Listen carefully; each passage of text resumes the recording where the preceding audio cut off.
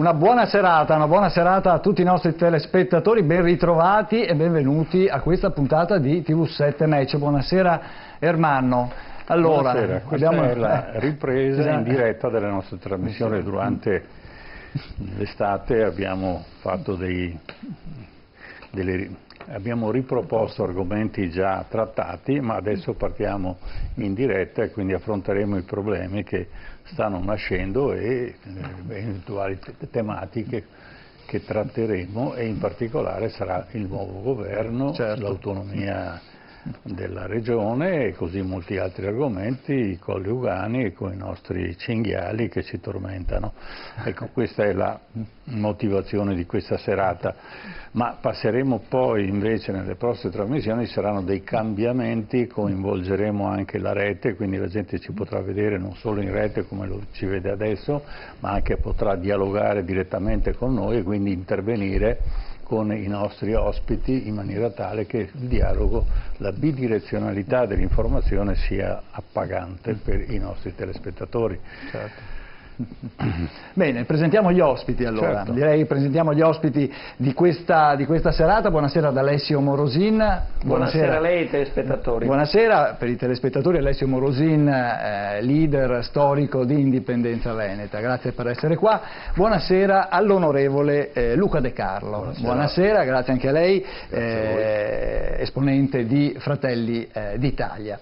Buonasera a Francesco Scopelliti, buonasera. Buonasera, Francesco Scopelliti, esponente del Partito Democratico. Buonasera all'onorevole Silvia Covolo. Buonasera a tutti, buonasera, parlamentare della Lega Nord. Movimento 5 Stelle che è stato invitato, inseguito, abbiamo cercato in tutti i modi di avere un esponente del Movimento 5 Stelle, non c'è stato modo e quindi faremo ovviamente senza, e cercheremo eventualmente di averle nelle prossime settimane per capire anche che umore c'è all'interno del movimento dei pentastellati. Allora, noi come sempre in apertura abbiamo la nostra ricorrenza storica, sentiamo nella sigla di Memorandum che cosa ricordiamo questa sera.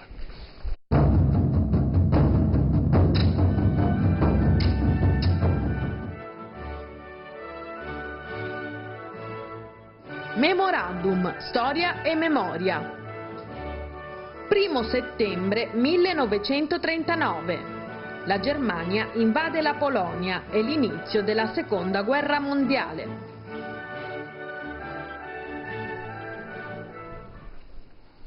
Sono 80 anni da quel 1 settembre 1939. Allora abbiamo riassunto quello che è avvenuto in quel giorno in questo servizio. Vediamo.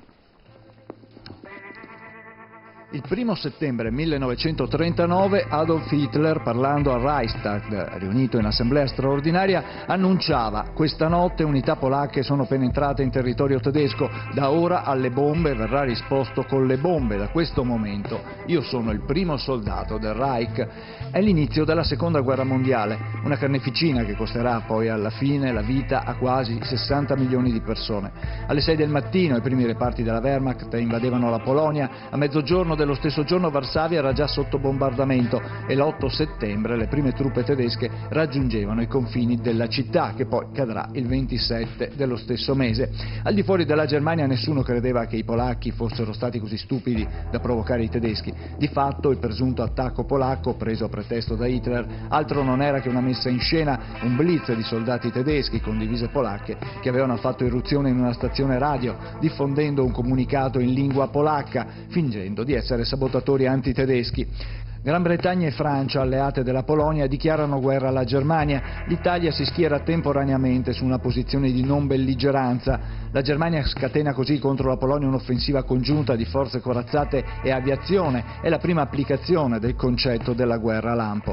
A metà settembre le armate di Hitler arrivano alle porte di Varsavia. La capitale polacca capitolerà alla fine del mese. In contemporanea, però, il 17 settembre l'Unione Sovietica attacca a sua volta il confine polacco da est est verso ovest con lo scopo di spartirsi con Berlino il territorio polacco al termine delle operazioni, così come segretamente concordato a margine del patto di non belligeranza Molotov-Ribbentrop.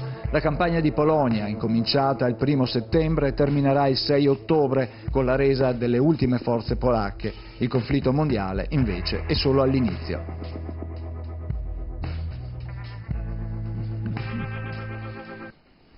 Ecco, insomma, questo in sintesi quello che è avvenuto nel primo mese, diciamo così, della seconda guerra mondiale. Ecco, come dire, un escamotage, un casus belli che lo stesso Hitler ha creato per avere la giustificazione, quindi dire è la Polonia che ha attaccato la Germania.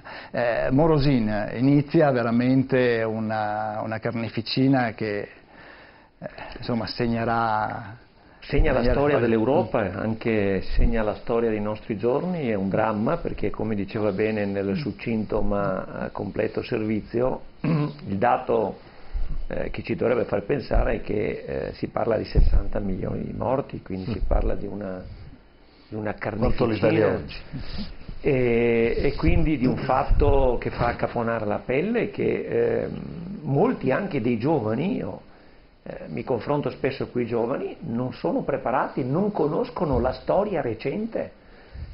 Io quasi provocatoriamente vorrei suggerire alle scuole, che ha la responsabilità della didattica, di rovesciare. Cioè bisogna preoccuparsi che i ragazzi, siccome cominciano i programmi sempre dall'impero romano e avanti fino astrattamente alla seconda guerra mondiale, ma di fatto se voi andate nelle scuole e chiedete, l'ultimo periodo, l'ultima frazione del secolo scorso, la seconda guerra mondiale, dei conflitti, è pressoché sconosciuta. Non viene studiata perché non c'è tempo, perché io mi ricordo in tanti casi ho visto questo. Quindi bisognerebbe avere la sensibilità di conoscere la storia dei conflitti più recenti per essere più attenti anche nell'assumere condotte, scelte di natura politica che a volte non sono sufficientemente ponderate. Io credo che sia giusto porre l'attenzione su quello che è accaduto nel 1939, proprio nel mese di settembre, e anche sul fatto che quella che doveva essere una guerra lampo in realtà è una guerra che è durata fino al 1945, quindi ben 6 anni, non qualche settimana, ben 6 anni, una guerra che ha distrutto, che ha ucciso milioni, decine di milioni di persone, distrutto il territorio, creato una sofferenza immane e dalla quale io credo doveva nascere una speranza che io non vedo ancora realizzata, perché i popoli vengono sempre dopo. Ecco, questa è la sintesi che si può fare in questa. I popoli vengono sempre dopo degli stati. E purtroppo questo è ancora la carenza dell'Europa moderna, dell'Europa che ci troviamo, con la quale ci confrontiamo e che decide della nostra sorte e del nostro futuro. Certo, Scopelliti, 80 anni che sono trascorsi e, come diceva appunto Morozin, forse non hanno portato questi 80 anni al risultato che si sperava, no? Cosa dice? Intanto vorrei dire, non vorrei che foste stati maliziosi a fare il binomio guerra mondiale nuovo governo. No, mi confermate che non siete stati maliziosi? No, sono due. Oggettivamente il patto Molotov-Ribbentrop ricorda molto il PD 5 Stelle. Allora, no, per dire la seconda guerra mondiale l'Europa unita prende spunto da questa vicenda. Ma certo. Io sono un fan sfegatato dell'Europa Unita. Io penso che la seconda guerra mondiale sia stata una tragedia immane, con tutti quei morti e quelle devastazioni, però devo dire anche che dopo la seconda guerra mondiale c'è stato un deciso cambio di marcia, diciamo, a livello mondiale. L'ONU si è rafforzata, ma soprattutto è nata la comunità europea, prima comunità economica e poi comunità anche politica e finanziaria. Io ovviamente spero che questa questa Europa, questa nostra Europa sia sempre più integrata, sia sempre più forte. Io penso a una difesa comune, penso anche a una direzione politica da parte dell'Europa. A me piace molto dire, a me che non piacciono le regioni, che mi piacerebbe molto vedere la regione Italia nella nazione Europa. Ecco. Certo, Silvia Covolo. Sono d'accordo sul fatto che nelle scuole non venga sufficientemente approfondita la storia contemporanea, per cui penso che i programmi scolastici dovrebbero includere anche notizie e nozioni di questo tipo. Abbiamo visto delle immagini particolarmente cruente, ricordiamo che purtroppo durante il secondo conflitto mondiale ha avuto luogo la tragedia dell'Olocausto, per cui vorrei rivolgere un pensiero a tutte le vittime di questa atrocità che non ha nessun senso. Si è trattato veramente di un'assurdità della storia. E la seconda guerra mondiale è nata dal sentimento di revanche della Germania, che era uscita sconfitta dal primo conflitto mondiale ed era stata trattata molto male nell'ambito dei trattati di Versailles, che appunto avevano posto fine alla prima guerra mondiale. Io penso che l'umiliazione dell'avversario non abbia mai nessun senso, perché poi può portare sentimenti di vendetta come quelli che abbiamo visto lì rappresentati, e penso che sia particolarmente pericoloso umiliare il nemico. Va sempre trattato con rispetto, va sempre trattato alla pari, quindi c'è sempre bisogno di un minimo di mediazione e la guerra non si fa sicuramente con questi mezzi. Certo, certo. De Carlo, 80 anni e proprio... Per non sentirli. 80 anni e ci sono state delle cerimonie, proprio qui alle mie spalle vedete i tralicci della stazione radio di Gliwice, che nel 1939 era Germania, ma che oggi invece è Polonia. E quest'anno il presidente tedesco è stato alla cerimonia e ha chiesto scusa, no? per quello che era stato fatto. Sì, non credo che sia colpa del presidente attuale, quindi contestualizzerei sempre quello che accade, quindi è difficile per un presidente di oggi chiedere scusa rifacendosi a fatti di 80 anni fa. Io credo che la guerra piaccia soprattutto a chi non la fa e solo a chi non la fa. Chi la fa invece la vive male, la vive sulla propria pelle, ne subisce le cause per anni, e quindi oggi sarebbe da chiedersi più che, oltre che a studiare la storia partendo anch'io da quel concetto, cioè partiamo prima dalla storia più vicina per poi riuscire a capire magari anche la storia romana, no? Però cerchiamo di capire se dopo quella guerra noi oggi siamo una democrazia compiuta, se oggi le battaglie non si sono trasferite dai cannoni alla finanza, se esistono ancora sacche della povertà tali da poter creare anche un disequilibri e portare a nuove tensioni che possono sfociare in nuove situazioni come queste. Questo è quello che dovrebbe fare chi si occupa di politica oggi, ben conscio di quella che è stata la storia di ieri ovviamente, ma altrettanto evidentemente proiettato in quello che è l'oggi, per far sì che accadimenti come questo non abbiano a accadere mai. Questo è il compito di chi fa politica oggi. Certo. Scopelliti, è stata tra virgolette solo, chiamiamolo così, responsabilità di Hitler, oppure diciamo ci sono state delle corresponsabilità? Bella domanda. Sì, secondo me è fondamentalmente responsabilità di Hitler. Di Hitler e dell'ideologia che stava dietro a Hitler e anche al fascismo, che forse è padre del nazismo, insomma, per certi versi. Cioè guardare a un paese, forse è la prima espressione di sovranismo all'ennesima potenza, ecco. Insomma, io non ci vedo nulla, in quell'ideologia non ci vedo nulla di positivo, non ci ho trovato nulla, e infatti non poteva che finire male, insomma. Certo, pochi giorni e subito la dichiarazione di guerra da parte di Francia e Inghilterra. Manu. Bisogna fare un passo indietro, perché se no non riusciamo a capire cosa è successo.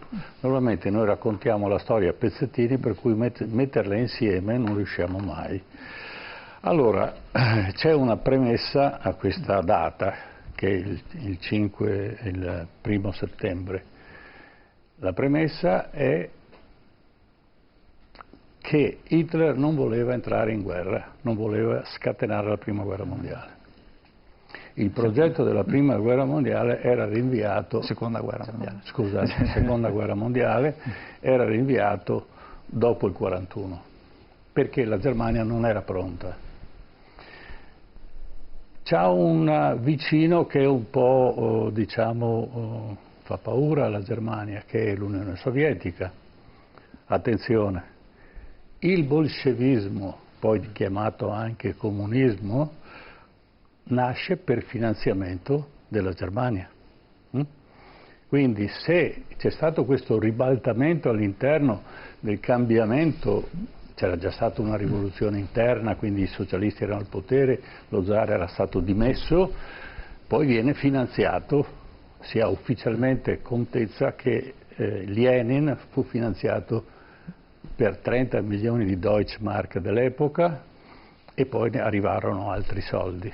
La rivoluzione di ottobre non esiste, è una fantasia, perché Lenin comprò generali, ufficiali, politici e andò al potere. E quindi, e non solo, ma fece una pace separata con la Germania, concedendo quantità innumerevoli di territorio alla Germania.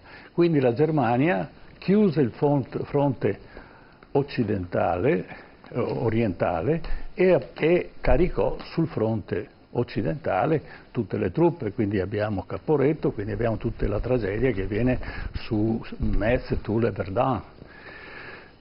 Quindi tutta la potenza bellica che era contro la Russia viene trasferita a sud-est. E questo Lenin viene accusato di essere un traditore e lui risponde sì, sembra, però vinceremo noi alla fine. E avviene, perché alla fine della guerra, la grande rivoluzione, è vero che nel Trattato di Versailles la Germania fu maltrattata, ma forse, diciamo, un po' se lo meritava, ma c'è il bolscevismo all'interno della Germania. Cioè l'Unione Sovietica, il bolscevismo finanzia diciamo, il movimento rivoluzionario tedesco.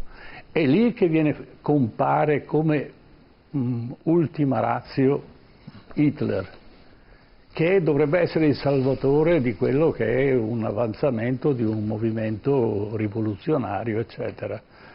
Poi naturalmente semplificare così l'evento è un po' difficile. Ma attenzione, noi parliamo sempre di nazisti a quell'epoca, sono i tedeschi che fanno, tutti. E giustamente, ultimamente, i polacchi chiedono alla Germania diciamo, un rimborso dei danni avuti a quell'epoca. Ma continuando, allora, quindi siamo il 23 agosto, la Germania fa patti con l'Unione Sovietica per tenere un confine, diciamo, temporale per potersi organizzare. Stalin accetta, è del patto Molotov-Ribbentrop. Accetta perché? Perché anche lui si rende conto che non è pronto per un eventuale evento bellico. Tutto il mondo sta muovendosi in questo senso. E quindi il grosso pericolo è che uno dei due abbia sopravvento. E allora il 1° settembre, perché nel patto Molotov-Ribbentrop c'è l'accordo di spartirsi la Polonia. E qui succede un fatto strano.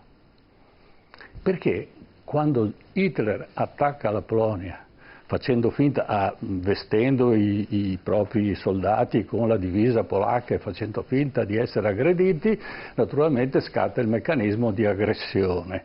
E va bene. In quel momento la Francia dichiara guerra alla Germania perché c'era stato un patto di difesa reciproca. E fin qua siamo a posto. E questo siamo il 1° settembre. Il 17 settembre l'Unione Sovietica invade la Polonia, l'altra metà che si erano spartiti. Ma né la Francia né l'Inghilterra dicono nulla. E questo la dice lunga. Perché non intervengono anche nei confronti dell'Unione Sovietica? Perché in quel momento sia l'Inghilterra, ma soprattutto gli Stati Uniti, quindi con Roosevelt che inventa il lease, ti presto le cose, poi me le pagherai, da cui poi verrà il concetto attuale di leasing, e fornisce con milioni di tonnellate di materiale e di armamenti, diciamo, l'Unione Sovietica. Quindi Hitler, immediatamente dopo, il 5 settembre del 1941, attaccherà l'Unione Sovietica prima che l'Unione Sovietica sia sufficientemente forte per poter attaccare la Germania. E questo è il doppio gioco. Ma attenzione, 5 settembre 41 abbiamo l'operazione Barbarossa. Il 7 settembre del 41 abbiamo Pearl Harbor.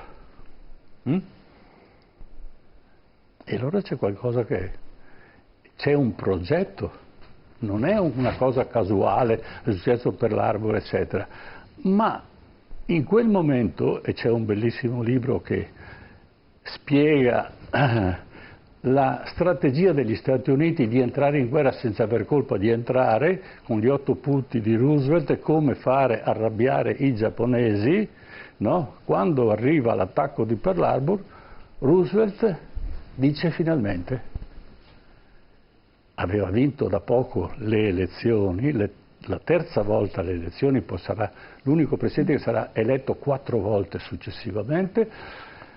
In quel momento lui dice finalmente, perché ha l'occasione di entrare in guerra, perché chiaramente l'alleanza Inghilterra e Stati Uniti era già stata firmata a largo di la nuova Inghilterra nel 1939. Quindi abbiamo un mondo che si sta armando l'uno contro l'altro ed è molto interessante questa cosa.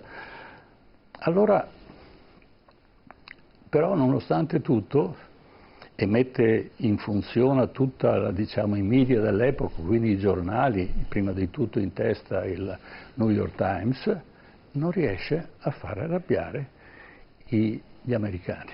Gli americani non gliene frega niente di Pearl Harbor. Il 75% sono contrari all'entrata in guerra. E allora chi viene in soccorso? Viene in soccorso Mussolini e Hitler, i quali dichiarano ufficialmente guerra 3 giorni più tardi, cioè l'11 entra in guerra praticamente la dichiarazione di guerra di Hitler e di Mussolini. Se possiamo vedere un diciamo, contributo in questo senso della dichiarazione di guerra ufficiale di Mussolini contro gli Stati Uniti. E questo è il paradosso. Questa un'altra giornata di decisioni solenni nella storia d'Italia e di memorabili eventi destinati ad imprimere un nuovo corso nella storia dei continenti.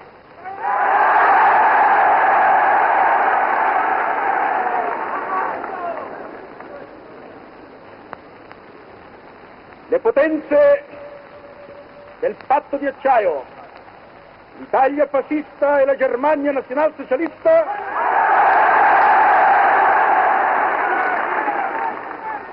sempre più strettamente unite,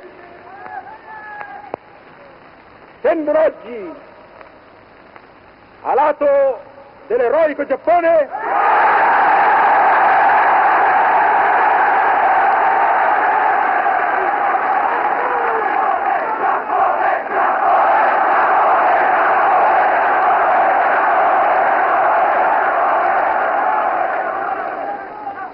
contro gli Stati Uniti d'America.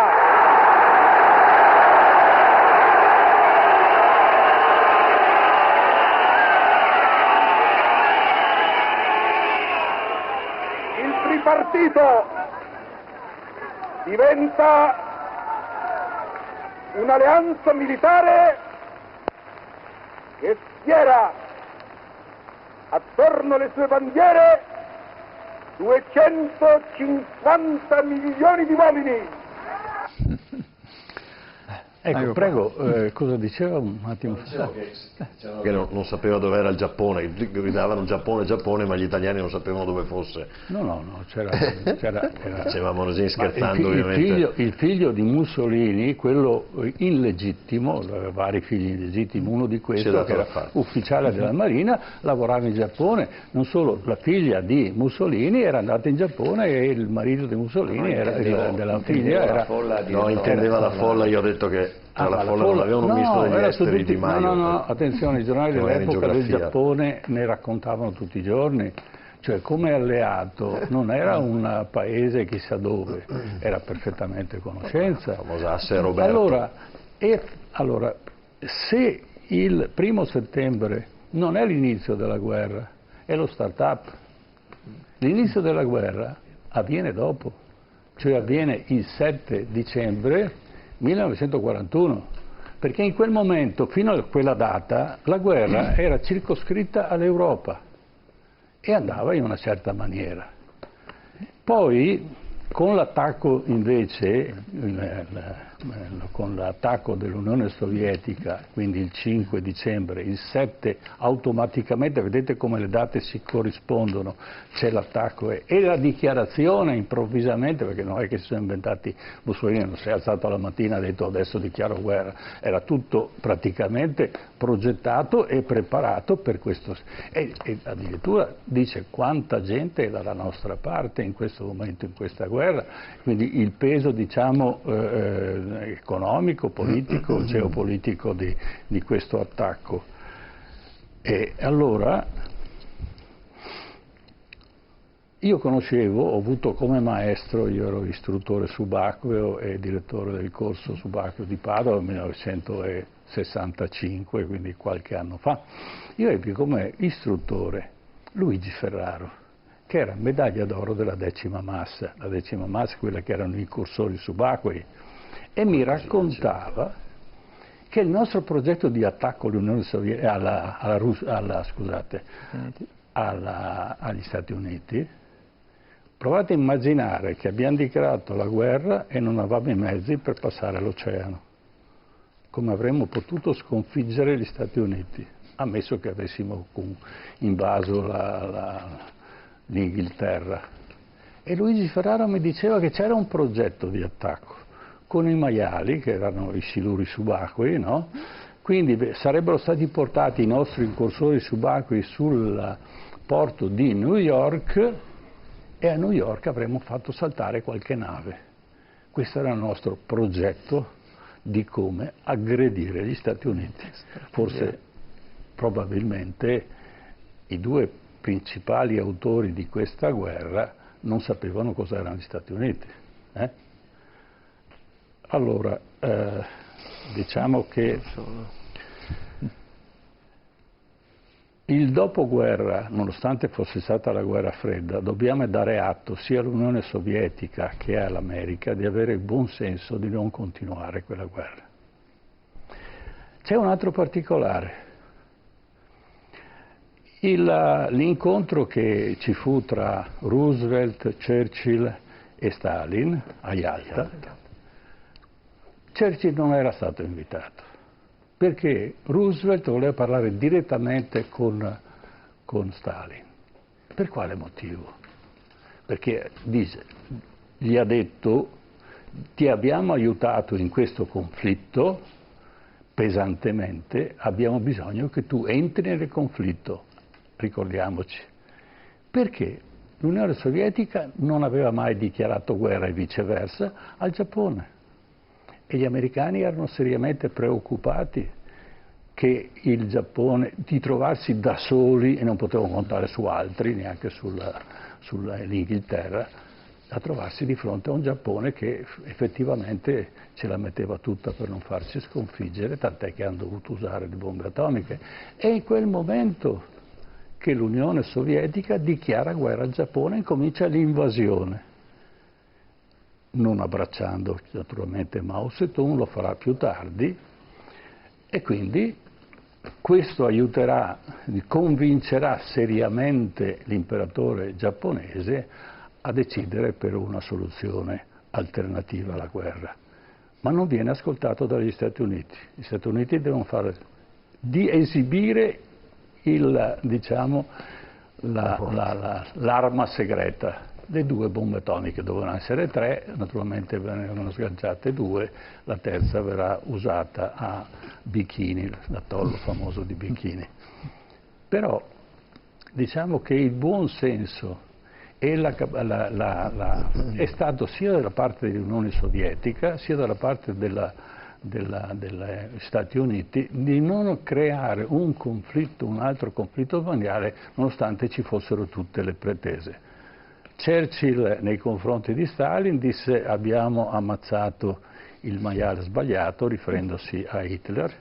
Diceva era preferibile far fuori l'altro, ma naturalmente la storia è nata così, e poi abbiamo visto che nonostante ci fosse una guerra fredda, alla fine diciamo che un certo tipo di pacificazione del pianeta c'è stato, perché l'Unione Sovietica è scomparsa e oggi ci troviamo di fronte a una situazione che è europea, dove forse un'apertura verso la Russia non sarebbe male, anche se con assoluta cautela, perché chiaramente è un ambiente un po' particolare, ma questo l'ha fatto Berlusconi a suo tempo, mi pare, e l'ha fatto anche con una discreta saggezza, perché ha aperto una serie di potenzialità e di conseguenza forse quella strada andava coltivata con cautela, ma comunque con maggiore attenzione.